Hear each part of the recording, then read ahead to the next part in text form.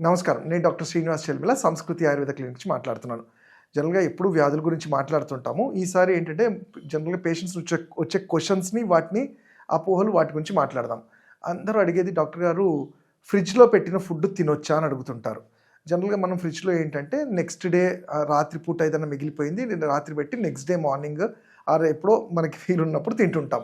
So మరి ఇది correct అయిన పద్ధతా అంటే జనరల్‌గా కొన్ని ఏరియాస్‌లో తొందరగా ఫుడ్ పులిసిపోవడం ఇలాంటివి అవుతాయి కాబట్టి ఈ జనరల్‌గా వెస్టర్న్ కంట్రీస్‌లో ఎక్కువ చలి ఉండే ప్రదేశము మనం చూసుకుంటే కొన్ని డెజర్ట్ ఏరియాస్‌లలో అక్కడ చలి అంతగా ఉండదు కాబట్టి ఫుడ్‌లో ఈ చేంజెస్ జరుగుతాయి కాబట్టి ఈ ఫ్రిడ్జ్ అనే కాన్సెప్ట్ అంటే అంత సెల్సియస్‌లో అంత చల్లటి పదార్థాలు మనం చల్లటి ప్లేస్‌లలో పెట్టగలిగితే ఫుడ్‌లో ఉండే న్యూట్రియంట్స్ ఇవి డిస్టర్బ్‌గా ఉంటాయి కాబట్టి ఫ్రిడ్జ్ అనే కాన్సెప్ట్ చూసాం.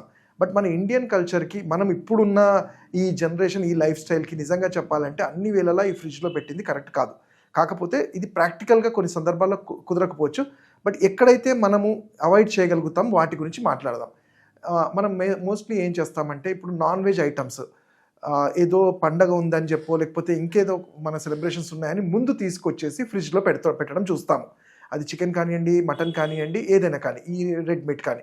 ఇలా పెట్టడం వల్ల అది ఫ్రోజన్ అవ్వి దాంట్లో ఉండే న్యూట్రియంట్స్ బాడీకి హెల్ప్ చేయాల్సింది పోగా దాన్ని ఆయుర్వేద ప్రకారం చూసుకుంటే ఏంటంటే ఈ ఫ్రోజన్ అనేది ఆమత్వాన్ని పెంచుతుంది. ఆమత్వం అంటే ఏంటి? మన డైజెషన్ సిస్టాన్ని వీక్ చేసి జఠరాగ్ని మన డైజెస్టివ్ ఫైర్ ఏదైతే ఉంటుందో ఈ డైజెస్టివ్ ఫైర్ అనేది ఫుడ్ని డిజాల్వ్ చేసుకొని అబ్జర్వ్ చేయడానికి హెల్ప్ చేసేవి. ఈ డైజెస్టివ్ ఫైర్ని స్లో డౌన్ చేస్తుంది. ఎందుకంటే ఇది ఫ్రోజన్ ఫుడ్, అది ఫ్రీజ్ అయిన ఫుడ్. అలానే ఇంకో కామన్గా అడిగేది అంటే ఏ ఫుడ్ అయినా మనము ఫ్రిడ్జ్లో పెట్టేసి నెక్స్ట్ డే తింటే ఫ్రెష్గా ఉంటుందంటే డెఫినెట్లీ ఆయుర్వేద ఎప్పుడు ఇది సజెస్ట్ చేయదు. మనం ఏ ఫుడ్ అయినా కానీ అప్పటికప్పుడు ప్రిపేర్ చేసుకొని అప్పటికప్పుడు బాయిల్ చేసుకొని తినడం అనేదే మన హెల్త్కి మన శరీరానికి చాలా హెల్ప్ఫుల్. సో ఈ మనం స్టోరేజ్ చేసి తీసుకునే ఫుడ్స్ అనేవి జనరల్గా ఎంత వీలైతే అంత మనం అవాయిడ్ చేయడం చాలా హెల్ప్ఫుల్.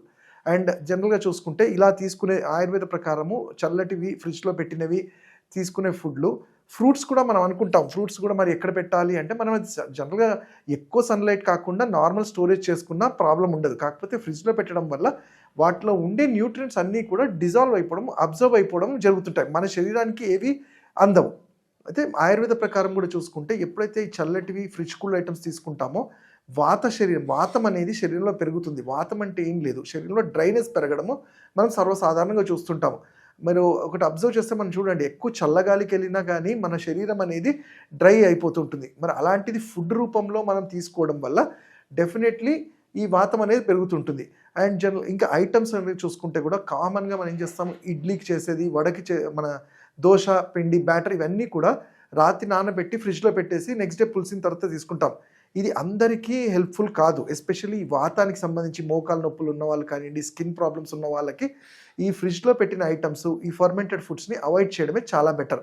సో ఇన్ కామన్గా నేను చెప్పేది ఏంటంటే ఫ్రిడ్జ్లో పెట్టిన ఐటమ్స్ అనేది అన్ని వేళల్లో ఇట్ ఈస్ నాట్ అడ్వైజబుల్. అందులో మా సజెషన్ యాజ్ ఆయుర్వేద డాక్టర్ ఏంటంటే మనం ఫ్రిడ్జ్ ఏవైతే మనకి పులిసే ఛాన్సెస్ ఉంటాయి ఎక్కువ వాటిని స్టోరేజ్ చేసుకుని లైక్ పెరుగు లాంటిది కానివ్వండి, కొన్ని సందర్భాల్లో కొన్ని ఆకుకూరలు ఇట్లాంటివి ఏమన్నా పెట్టడం తప్ప రోజువారీ వాటిని మనం ఆ ఫ్రిడ్జ్ కూల్లో ఉన్న ఫుడ్స్ తీసుకోకపోవడమే బెటర్ అని సజెస్ట్ చేయగలుగుతాను.